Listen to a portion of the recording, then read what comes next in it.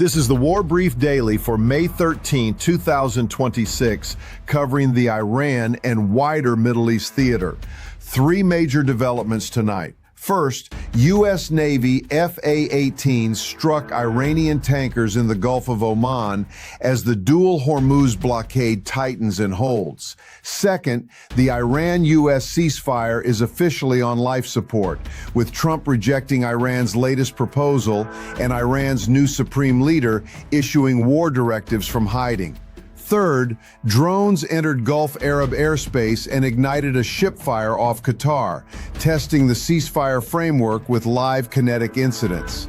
First, Hormuz. On May 12, U.S. Navy FA-18 aircraft conducted confirmed strikes on Iranian-flagged oil tankers attempting to breach the U.S. naval blockade in the Gulf of Oman.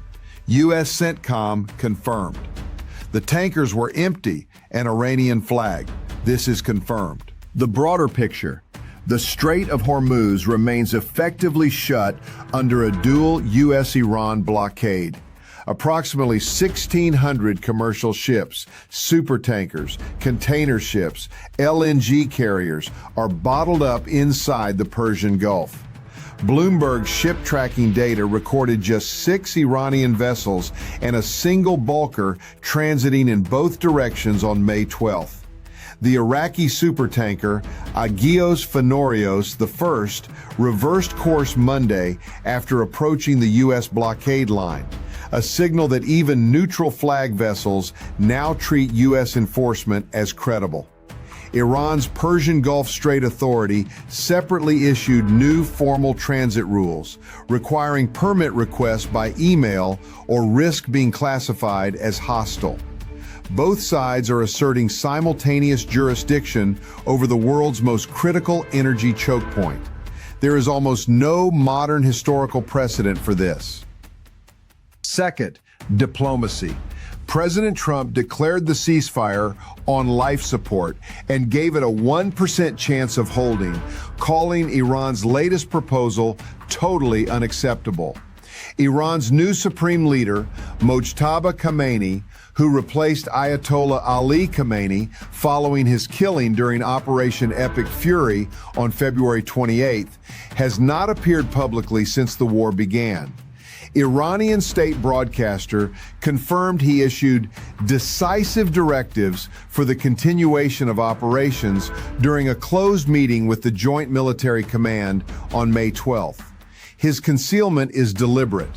Iran learned from Operation Epic Fury that visibility equals targeting vulnerability.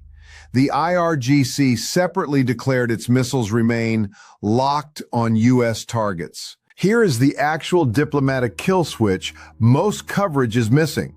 Iran requires an all-front ceasefire explicitly covering Lebanon and Hezbollah. Israel refuses to halt Lebanon operations. The U.S. cannot bridge that gap.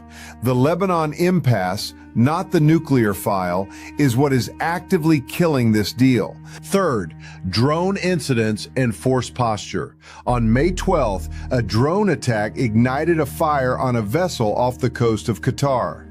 The UAE and Kuwait separately reported drones entering their national airspace. No group has claimed responsibility.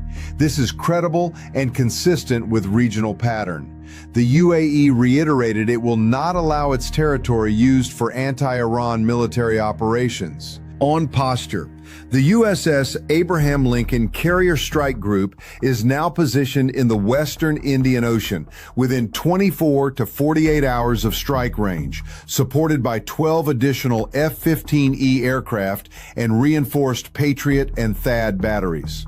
One Israeli media outlet reported a secret IDF operation in southern Lebanon. Treat that as emerging and single source. A separate single-source report referenced a U.S. nuclear-armed submarine surfacing, consistent with deterrent signaling but unconfirmed by U.S. officials.